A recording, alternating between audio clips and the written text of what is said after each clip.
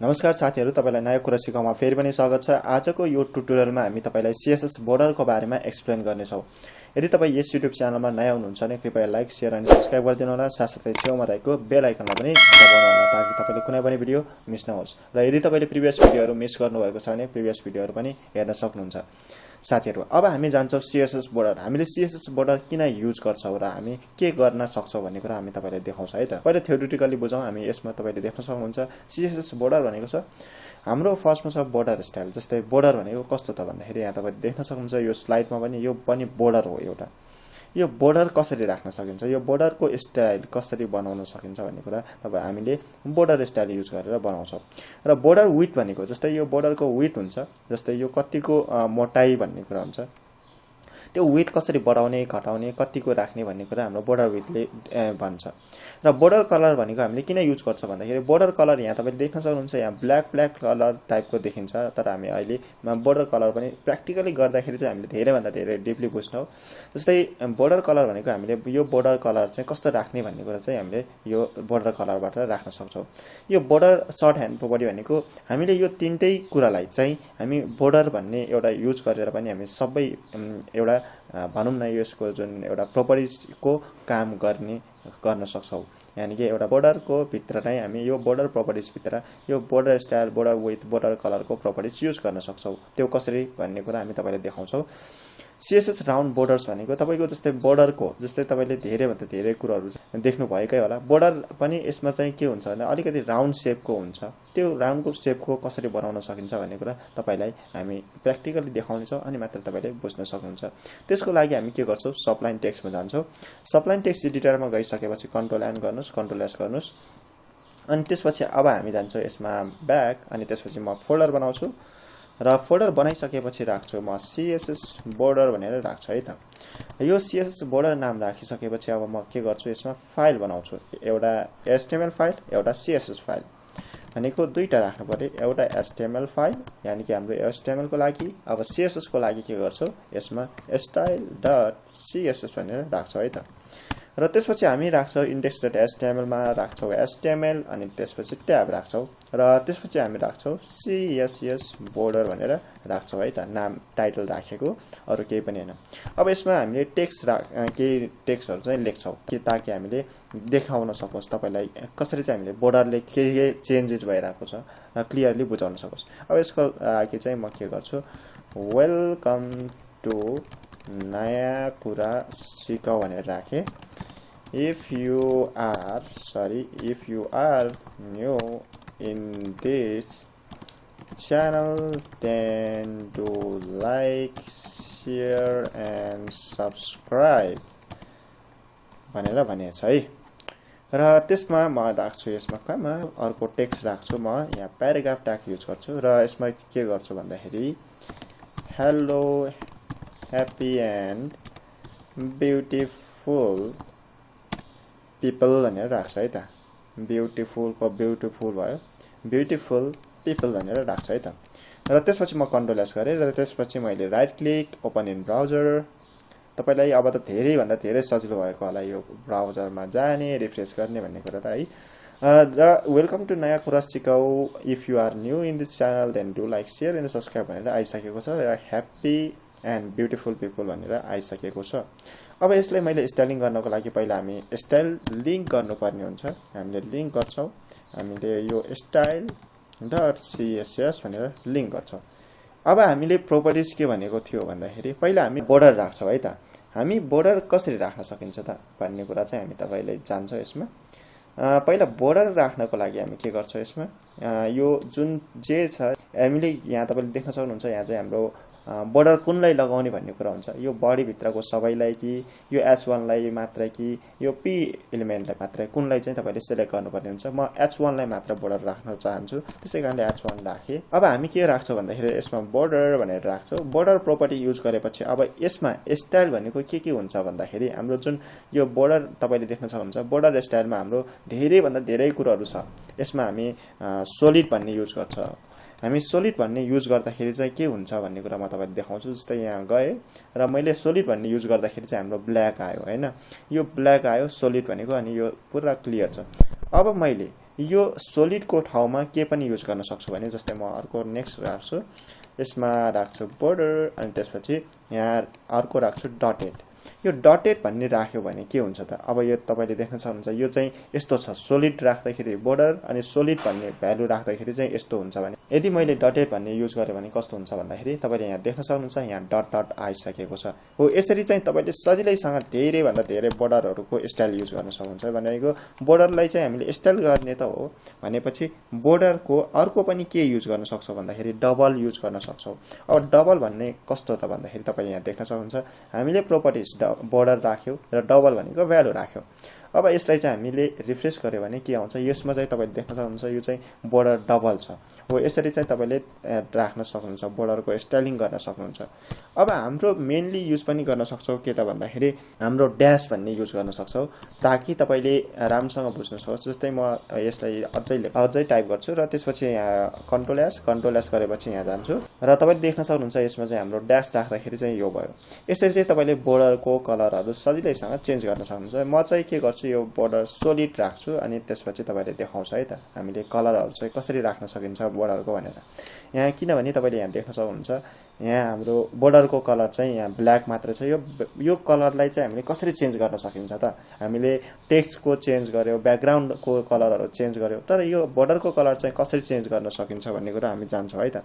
यसो पहिला हेर्छौं है त, यो स्लाइडमा हेर्छौं यहाँ तपाईले देख्न सक्नुहुन्छ बोर्डर विड्थ भनेको छ। अब बोर्डर विड्थको काम के हो भन्दाखेरि तपाईको बोर्डरको जुन साइज छ नि यो जुन साइज कतिको ठुलो बनाउने यानी कि त्यो भनेको हामीले बोर्डर अनि त्यसपछि विड्थ भन्ने राख्नु पर्यो। यो बोर्डर विड्थ भन्ने प्रोपर्टी युज गरेर तपाईले कति ठुलो बनाउन चाहनुहुन्छ त्यो चाहिँ तपाईले राख्न सक्नुहुन्छ। जस्तै मैले यो 2 पिक्सल राखे अथवा यो मैले 7 पिक्सल राखे ताकि तपाईले राम्रोसँग बुझ्न सकोस्। यसमा मैले गए र त्यसपछि म यहाँ रिफ्रेश गरे भने तपाईले यहाँ देख्न सक्नुहुन्छ यहाँ चाहिँ हाम्रो बोर्डरको विड्थ चाहिँ बढेको छ। अब यति मात्र नभई अब हामीले के पनि गर्न सक्छौं भन्दाखेरि यसमा यो साइज नदिकन मिडियम भन्ने पनि राख्न सक्छौं। मिडियम भनेर राख्दाखेरि हाम्रो के हुन्छ यो चेन्जेस तपाईले देख्न सक्नुहुन्छ यो चाहिँ ठिक्कको हुन्छ।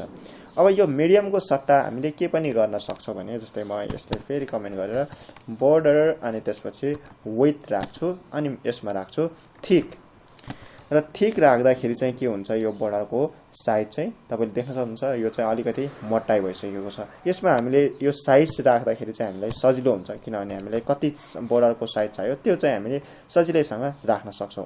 तर यसमा विड्थ राख्दाखेरि जुन यो थिन थिकहरु युज गर्दाखेरि चाहिँ हाम्रो के हुन्छ भन्दाखेरि उनीहरुले यो फिक्स्ड हुन्छ, हामीले बढाउन सक्दैनौं यसमा। र यसमा तपाईले देख्न सक्नुहुन्छ थिन राख्दाखेरि चाहिँ हाम्रो यो भयो।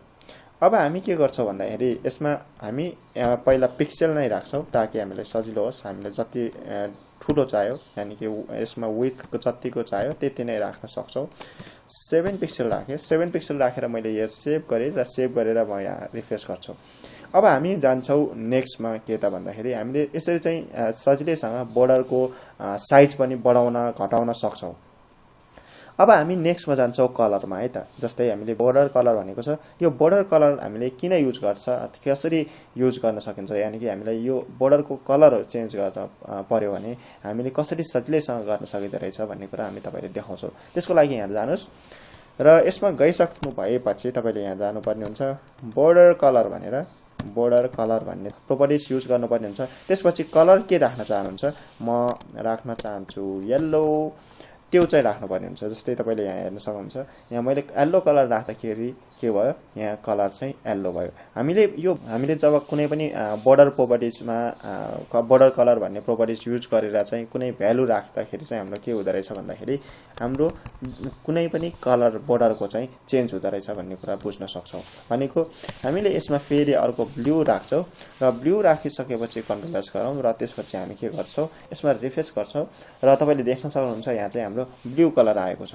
यसरी चाहिँ तपाईले सजिलैसँग बोर्डर कलर चाहिँ युज गर्न सक्नुहुन्छ अनि तपाईले बोर्डरको कलर चाहिँ चेन्ज गर्न सक्नुहुन्छ साथीहरु। अब हामी जान्छौं सर्ट ह्यान्ड प्रोपर्टीतिर। सर्ट ह्यान्ड प्रोपर्टी भनेको के हो त भन्दाखेरि जुन तपाईले बोर्डरको स्टाइल युज गर्नु भएको छ र बोर्डरको स्टाइल युज गर्दाखेरि तपाईले यहाँ जस्तै यो सोलिडको ठाउँमा स्टाइल पनि राख्न सक्नुहुन्छ ताकि तपाईले बुझ्न सकोस् के कस्तो टाइपको चाहिँ किन राखेको हो भन्ने कुरा बुझ्न सकोस्। जस्तै हामीले के गर्न सक्छौं भन्दाखेरि बोर्डर अनि स्टाइलको, बोर्डर विड्थको, बोर्डर कलरको यो तीनटैको काम एउटैले गर्न सक्छ। कसरी भन्दाखेरि बोर्डर भन्ने प्रपर्टिज युज गर्छौं र यो तीनटैलाई म के गर्छु यसलाई यहाँ कमेन्ट गर्छु र कमेन्ट गरिसकेपछि कन्ट्रोल एस गर्छु र यसमा तपाईले यहाँ के देख्न सक्नुहुन्छ, यहाँ चेन्जेस के देख्न सक्नुहुन्छ, यहाँ केही पनि छैन। अब यसलाई म के गर्छु 3 पिक्सल राख्छु। 3 पिक्सल भनेको जुन हामीले एउटा यो बोर्डर विड्थको काम गरिरहेछ, यो भनेको हाम्रो बोर्डर विड्थको काम भनेको 3 पिक्सलले गरिरहेछ।